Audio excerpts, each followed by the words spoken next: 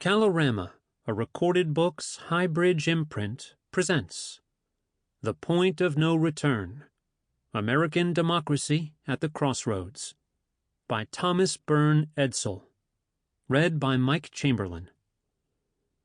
Publisher's Note: in this audio edition, you will hear references to figures and tables present in the print and e-book formats of the book. Introduction. The years following the passage of the Civil Rights Act of 1964 and the Voting Rights Act of 1965 saw the abandonment of the Democratic Party by the white American South. That partisan realignment led slowly but directly to the arrival of Donald Trump, a supremely dangerous man, an enemy of racial justice, at the pinnacle of American power, where despite his narrow loss in 2020, he still lodges. Many of the conflicts dividing Americans today have their roots in the civil rights movement and broader rights revolutions of the 1960s and 1970s, and in the reactionary response to those revolutions. Progressive insurgencies granted full citizenship to African Americans, empowered previously marginalized populations, and diversified the Democratic Party.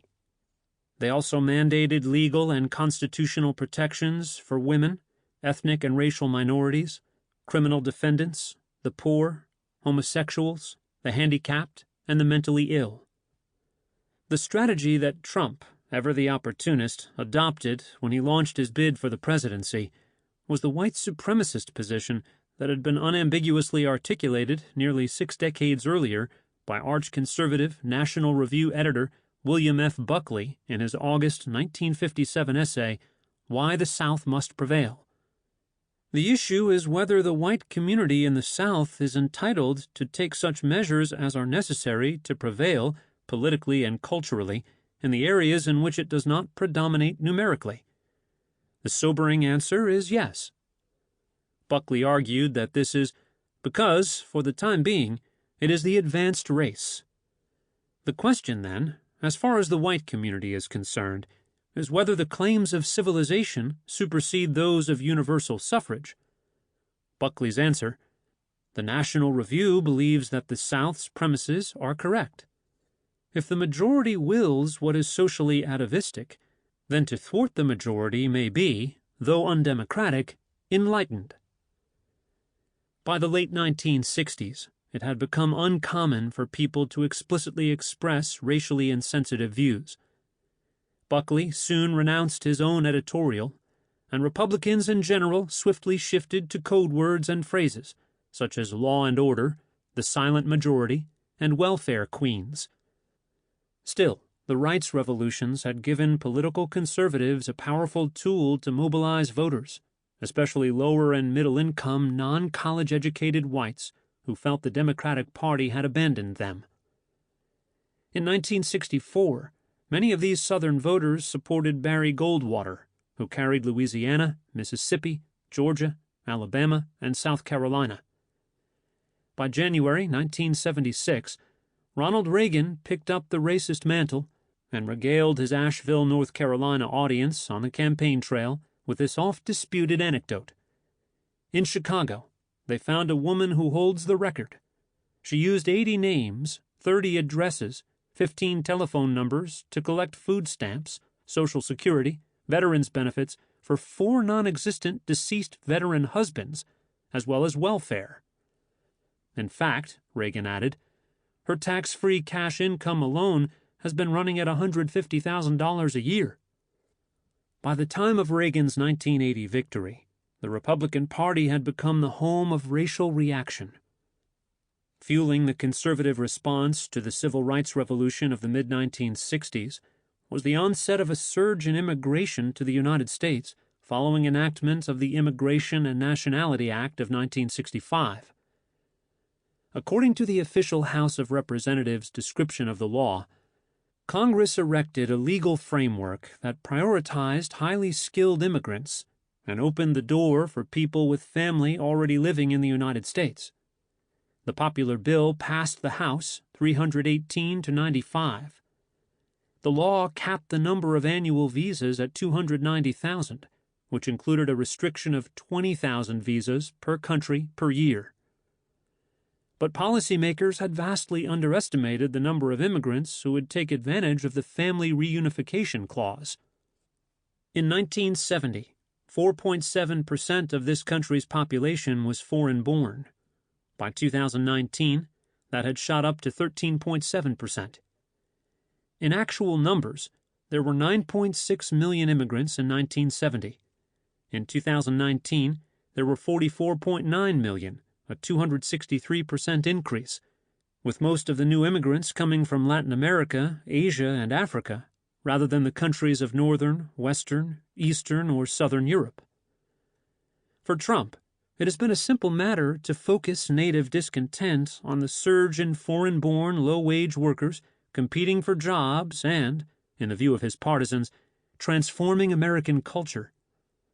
He has demonized immigrants in countless ways, including by disparaging countries with majority black populations and supporting participants in the August 2017 Unite the Right rally in Charlottesville. Understanding the role of increasing racial and ethnic diversity in empowering the contemporary conservative movement is crucial to understanding contemporary American politics. But there is more to American politics than that. These developments are explored in my 1992 book, Chain Reaction: The Impact of Race, Rights, and Taxes on American Politics, and in my May 1991 Atlantic article, When the Official Subject is Presidential Politics, Taxes, Welfare, Crime, Rights, or Values, the real subject is race. The post-1964 Democratic Party quickly became a biracial coalition, and more recently a multiracial, multi-ethnic coalition. An increasingly influential upscale wing has also emerged as growing numbers of white, college-educated voters abandoned the Republican Party and, supporting more liberal politics, became Democrats. The knowledge class in the post-World War II era has shaped and was shaped by the human rights, civil rights, anti-war, feminist, and gay rights movements, as well as by the broader sexual and information revolutions. Members of this class, academics, artists, editors, human relations managers, lawyers, librarians, architects, journalists, psychologists, social workers, teachers, and therapists, as well as those in engineering, the sciences, finance, and other technology-focused domains, have had their lives upended by the legalization of contraception and abortion, by no-fault divorce, feminism, new behavioral norms, the effective disappearance of censorship, and the abolition of mandatory military service. In the context of this ongoing state of flux are concerns among the growing numbers of college-educated voters who are preoccupied with reproductive rights, the environment, self-actualization, nonviolence, aesthetic fulfillment, racial and gender equality, and the administration of justice. This upscale cohort within the Democratic coalition is intensely hostile to agendas of imposed moral orthodoxy, often to religious observance itself, and particularly to the agenda of the socially conservative right. The interests of these voters do not necessarily or reliably coincide with the priorities of the less privileged, and they often conflict with the values and religiosity of millions of middle and working-class voters, many of them low-wage with only high school educations, who often find themselves disempowered, annoyed by, and resentful of contemporary cultural trends. Across both parties, one's identity as a man or woman, as a heterosexual, homosexual, or transgender person, as white, black, or Hispanic, as a feminist, as a Southerner, as a Christian, as tolerant or a disciplinarian, as an individualist or collectivist, as a pacifist or militarist, as a cosmopolitan or provincial, as an egalitarian. These and more have become a part of one's being as a liberal or Democrat on one side, or as a conservative or Republican on the other. Contemporary partisan schisms are far deeper and more irresolvable than past conflicts that positioned economic liberals and the Democratic Party against free market advocates and the Republican Party. particularistic identities across the spectrum have now become consistent and coherent, what political scientists call sorted, into two competing and increasingly hostile identities, progressive or conservative, Democrat or Republican. One's sense of self has become deeply entwined with one's partisan allegiance, escalating the stakes for both sides. The subordination of economic to cultural and racial issues as the prime factors in elections has imposed significant consequences on those least equipped to bear the costs. In effect, the internal realignment of the Democratic Party has left without effective representation the broad class interests of those in the bottom half of the income distribution, those millions of all races and ethnicities without college degrees and with household incomes in the 25th to 65th percentile, just when the need for a strong political voice has intensified, especially for those left behind by the exacerbation of global competition that began in the early 1970s.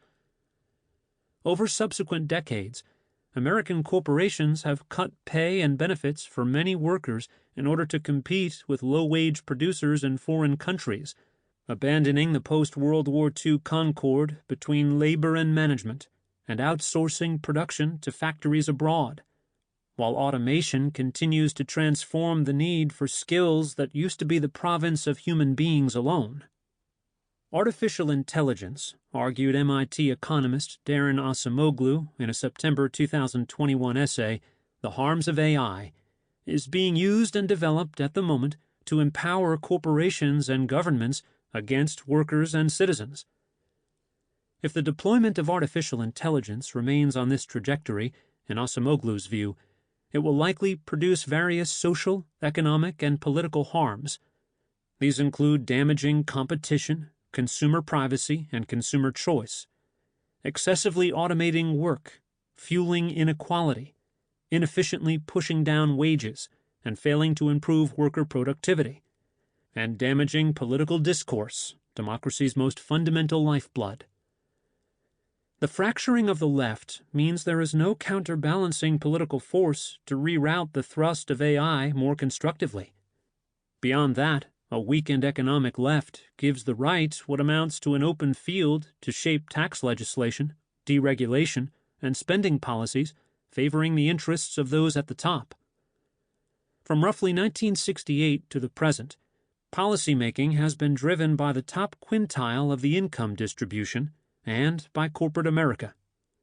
Not only have economic conservatives benefited from a wounded adversary, but the most powerful economic forces, global competition, outsourcing, an accelerating digital revolution, the ability of corporations to move capital and operations across borders, have worked to their advantage and to the disadvantage of workers.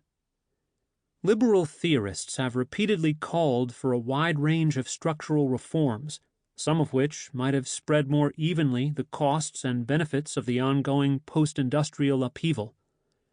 These include a stronger safety net, a higher minimum wage, expanded health care, child care, and prescription drug coverage, more generous provision for the disabled and the aged, sharply increased spending on worker training, especially in community colleges, tax reform, trade policies with worker protections, and a complete revision of the National Labor Relations Act to account for globalization and robotization. No matter what their merits, these options have not had a chance, while the balance of economic power has been tilted so far to the right. The Labor Left Economic Policy Institute, in The State of Working America, correctly points to the growing tension between wages and productivity. A key feature of the labor market since 1973, one that was not present in prior decades, has been the stunning disconnect between the economy's potential for improved pay and the reality of stunted pay growth, especially since 2000. Productivity grew 80.4% between 1973 and 2011, when, as noted, median worker pay grew just 10.7%.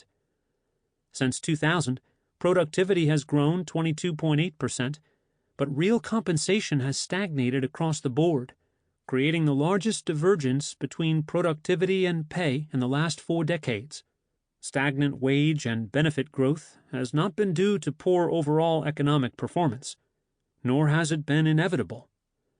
Rather, wage and benefit growth stagnated because the economy, as structured by the rules in place, no longer ensures that workers' pay rises in tandem with productivity. The question remains, why do the contemporary rules of the economy not ensure pay raises in proportion to improved productivity? There are global forces beyond national reach driving some of these trends, but insofar as the rules are set domestically, the issue is political power. And at the moment, those who would benefit from policies encouraging shared rewards from growing productivity are split between two political parties, unable to effectively promote their material interests. Evidence of the shift in emphasis from economic to cultural politics can be found in the contrast between voting in some of the nation's poorest white counties on the one hand and voting in affluent suburbs on the other. Take 96.2% white McDowell County, West Virginia, where the median household income in 2020 was $25,997, compared with the national median of $67,340, and the poverty rate was 31.9%, compared with the national rate of 11.9%. In 1964, the county voted 83% to 17% for Lyndon Johnson over Barry Goldwater. In 2020, the county voted 78.9% to 20.4% for Trump over Joe Biden. Or take the entire state of West Virginia, which ranks 46th in median household income. In 1964, 51 of the state's 55 counties voted Democratic. In 2020 and 2016, all 55 of the state's counties cast majorities for Trump. In the 2020 election, 9 of the 10 counties in the United States with the highest median household income voted for Biden, including all of the top 5, Loudoun and Fairfax counties in Virginia, Santa Clara and San Mateo counties in California, and Los Alamos County in New Mexico. The Democratic Party, once the party of working men and women, is currently dominated by issues of race, gender, and sexuality. In recent elections, these issues have overridden economic divisions. State voting patterns are defined by the degree to which residents have entered into what has been called a second demographic transition, SDT. This transition, according to Ron J. Lestag of Vrije Universiteit of Brussels, has two components. The first principal component or factor describes typical SDT features such as the postponement of marriage, greater prevalence of cohabitation and same-sex households, postponement of parenthood, sub-replacement fertility, and a higher incidence of abortion. By contrast, the second principal component captures the family variables that generally lead to greater vulnerability of young women and children, such as teenage marriage and fertility, subsequent divorce, single-parent households, and children residing in the households of grandparents. Lestag elaborates further. The SDT starts in the 1960s with a series of multifaceted revolutions. First, there was the contraceptive revolution, with the introduction of hormonal contraception and far more efficient IUDs. Second, there was the sexual revolution, with declining ages at first sexual intercourse. And third, there was the gender revolution, questioning the sole breadwinner household model and the gendered division of labor that accompanied it. This demographic transition has transformed the Democratic Party, transferring agenda-setting power to the knowledge class. And this ascendant constituency is most concerned with protecting and advancing recently democratized rights, notably reproductive rights, the right to privacy, and women's rights, as well as a comprehensive commitment to cultural, ethnic, and racial diversity. These trends were apparent as early as the 1996 presidential campaign, when two of Bill Clinton's top advisors, Dick Morris and Mark Penn, reported that one of the most effective ways of predicting voter behavior was from answers to 5 questions. Do you believe homosexuality is morally wrong? Do you ever personally look at pornography? Would you look down on someone who had an affair while married? Do you believe sex before marriage is morally wrong?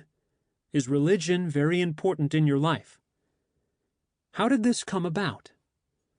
Figures 0.1 and 0.2, which can be found in the print and e-book versions of this book, compare the elections of 1976 between two centrist candidates, Jimmy Carter and Gerald Ford, and 2016, pitting Donald Trump against Hillary Clinton. The horizontal axis measures the percentage of each state's vote cast for the Republican candidates, including Evan McMullin in 2016, and the vertical axis measures the degree to which the population of a given state has entered the SDT. In this country, individual states have moved into the SDT at very different rates. Those rates have, in turn, become increasingly correlated with how each state votes in presidential elections. What Figure 0.1 shows is that as recently as 1976, the correlation between a state's ranking in the SDT and its partisanship in presidential elections was modest at best. States are scattered all over the plot. A host of states, from Massachusetts to Utah, are non-conforming outliers, placed far from the axis. Figure 0.2 shows how, in a matter of 40 years, the SDT becomes powerfully correlated with state voting. Instead of the scattergram seen in Figure 0.1, the states in 2016 form a neat line along the axis, with virtually no deviance from the overall pattern. In many respects, Lestag's SDT can be linked to the emergence of post-materialism and the value of self-expressive individualism, first described by the late Ronald Inglehart, a professor of political science at the University of Michigan, in his 1971 paper, The Silent Revolution in Europe, Intergenerational Change in Post-Industrial Societies.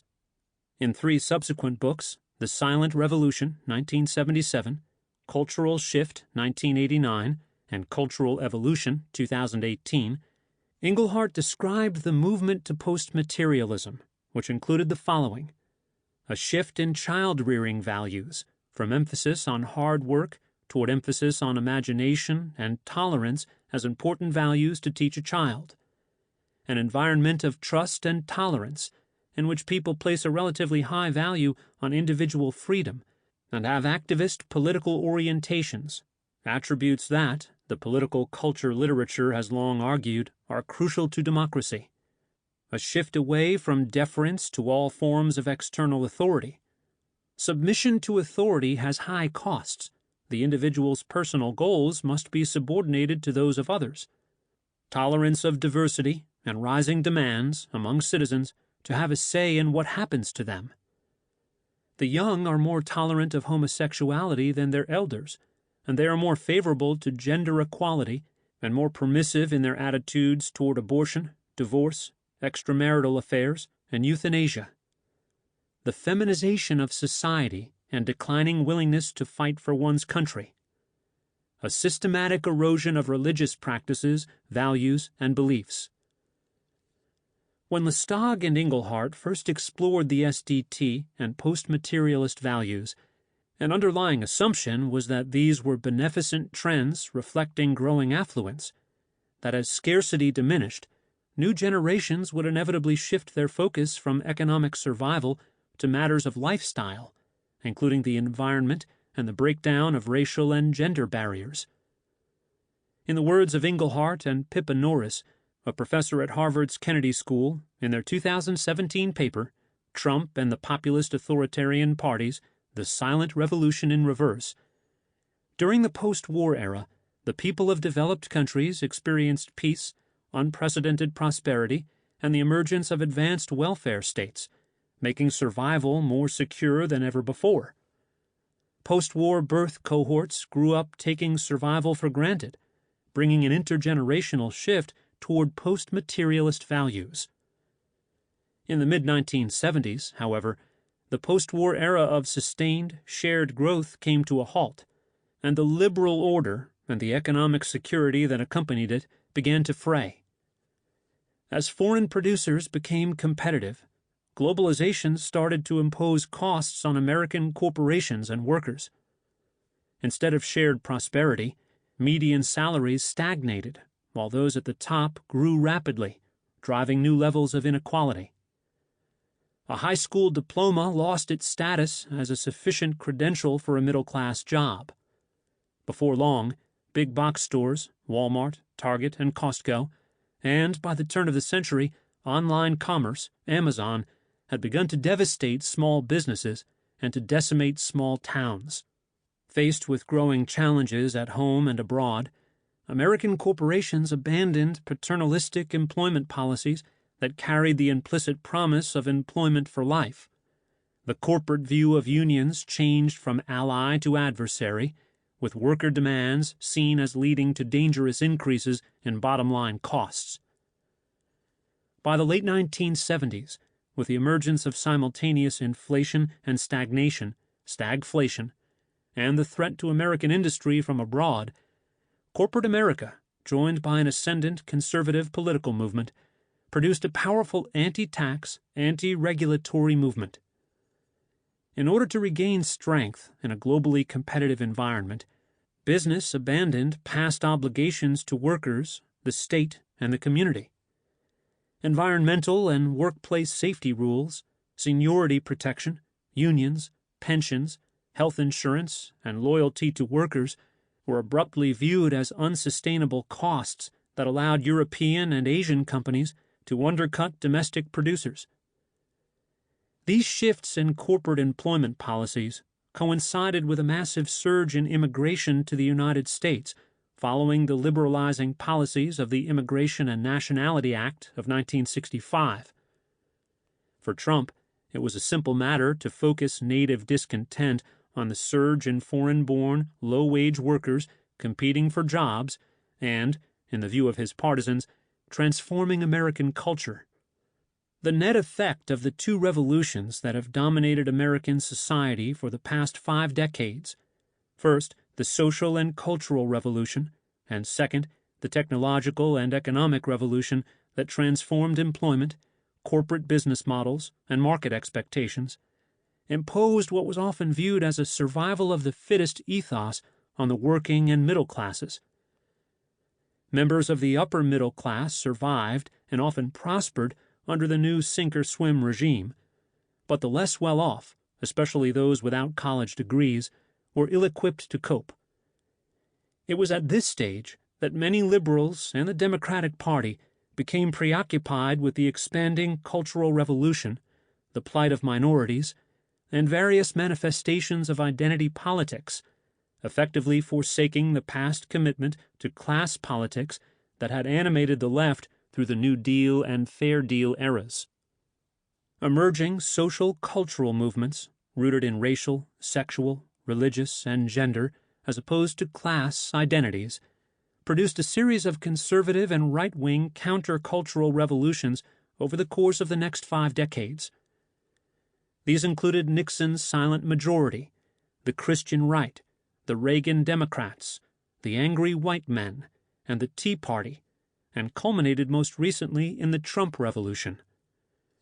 Each development was opposed, in part or in whole, to a greater or lesser degree, to the temper of the SDT, the post-materialist values, to racial and ethnic diversity, to secularization, to reproductive rights, and to rapidly transforming gender roles. The Republican Party capitalized on the dislocation and conflict generated by rapid cultural modernization, exploiting wedge issues like abortion and gay marriage, which pushed voters' anger points and motivated turnout. In the conservative wave elections of 1980, 1994, 2010, and 2014, post-materialism, noted Inglehart and Norris, became its own gravedigger. As liberalism shifted from advocacy on behalf of the economic have-nots to an agenda of racial integration and personal fulfillment, policies of redistribution, legal protection of unions, and the defense of the material interests of the working class were subordinated. This, plus large immigration flows from low-income countries with different cultures and religions, stimulated a reaction in which much of the working class moved to the right. Sample complete. Ready to continue?